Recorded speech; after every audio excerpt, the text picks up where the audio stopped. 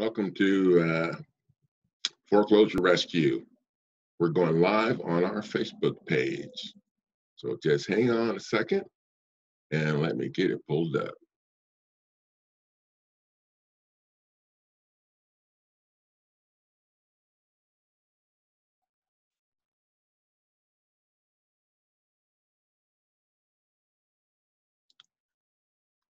Okay, it's loading up right now.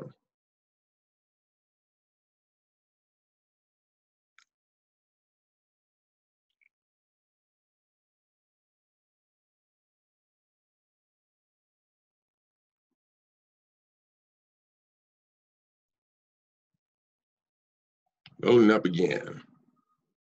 I think we're almost ready to roll.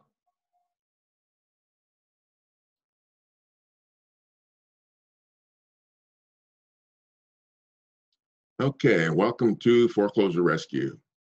Hey, today I want to talk to you guys a little bit about the order in which to file the non-judicial wrongful foreclosure lawsuit package. Okay, the first package, the first document in the package that needs to be filed is when you look at the file, it'll say D1 non-judicial foreclosure lawsuit, title $5.5 million civil lawsuit for wrongful foreclosure. Okay, that is the first document that you need to file.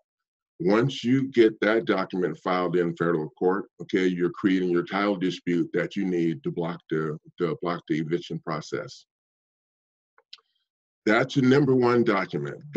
Everything else hinges on that document. Okay.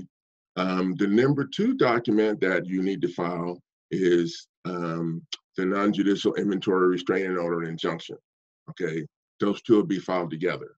Well, what I have people do is when you file the wrongful foreclosure lawsuit, okay, you want to keep the restraining order in your file. Okay. You don't want to show it to them. Just keep it in your file until you get the lawsuit file stamped and everything. Okay. Then once he hands you back your file stamped lawsuit, then you whip out your restraining order, you handwrite the case number in the restraining order, and then you tell her you want to file it. A lot of times they'll look at you and wonder why you didn't give it to them in the first place, and just tell them you forgot. Okay. They know why you didn't give it to them, because they would probably try to give you a hard time by filing if they see it what you're doing. So that's the way we suggest people handle that. The third motion that you need to be concerned about filing and is the motion to challenge jurisdiction of an eviction court. I call it JP court in the document, but it's eviction court. You motion to challenge eviction court's jurisdiction. Okay, when you file that document, what you need to do is attach a file stamp copy of the first document you filed in federal court, your wrongful foreclosure lawsuit, and a copy of the restraining order to the motion to challenge jurisdiction of eviction court, and file that motion to challenge jurisdiction in eviction court. Okay, that will let that court know they no longer have eviction. Okay, and that should do it. But with the fraud that's going on nowadays, we have to step up and do even more. So we've included a notice of removal from state court that you file after you file the motion to challenge jurisdiction. You file the motion to challenge jurisdiction in eviction court. The notice of removal, okay, from state court, that document is filed in federal court. And you can attach a copy of the motion to challenge jurisdiction if you want to it, along with the attachments, to show that you challenge jurisdiction. And the reason you're challenging the jurisdiction is because of the title dispute that's already on the books in federal court. Okay. Fifth is the new motion for sanctions against the attorney. Now, the motion for sanctions against the attorney is something that you want to wait and use later. We set it up to kind of give them a hard time, because when you file that motion, you want to file it for $5.5 million also, or whatever it is you put on your original lawsuit that you filed in federal court. You want to put, or whatever you want on it, okay? Because these attorneys are supposed to do a reasonable pre-filing investigation before they file your stuff. And your argument is simple. Had they done the reasonable pre-filing investigation, okay, then they would have uncovered all of the issues that you are listing in your lawsuit and the motion for sanctions and motion to challenge jurisdiction and the notice of removal. Okay, you get the picture, right? So the sixth document is a demand to strike because the attorney has no license and there's a bunch of different reasons in there. That motion is something that you want to keep in your pocket and use in case of emergencies.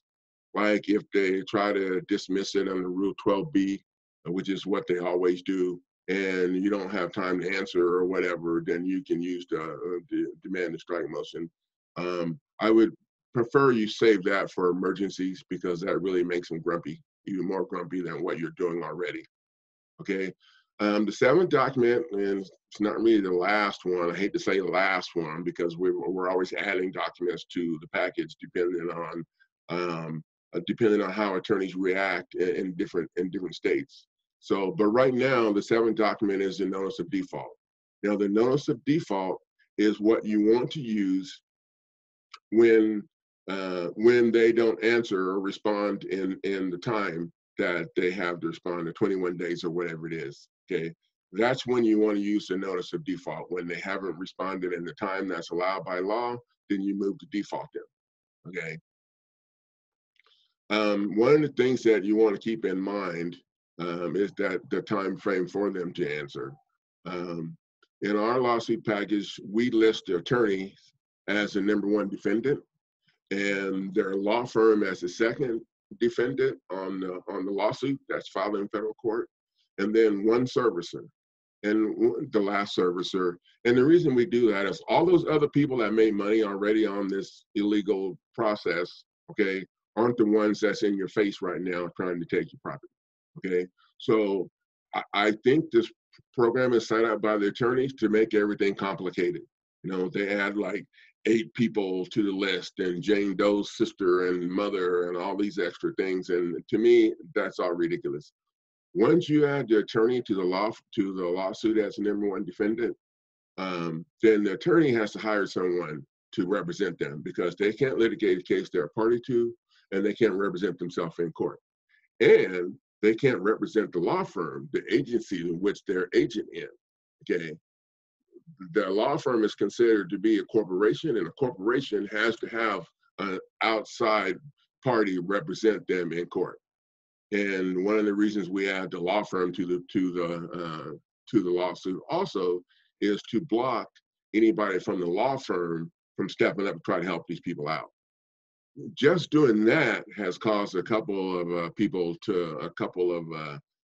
defendants not to be able to answer in time, and you know they were moved to default. And it's kind of interesting how it goes.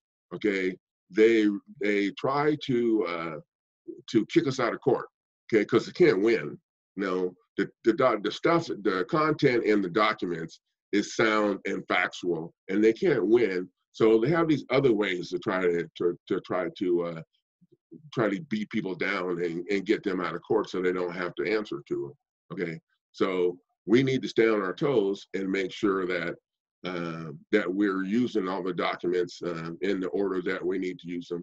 And keep in mind, the order that you use these may differ depending on where you're at in this situation.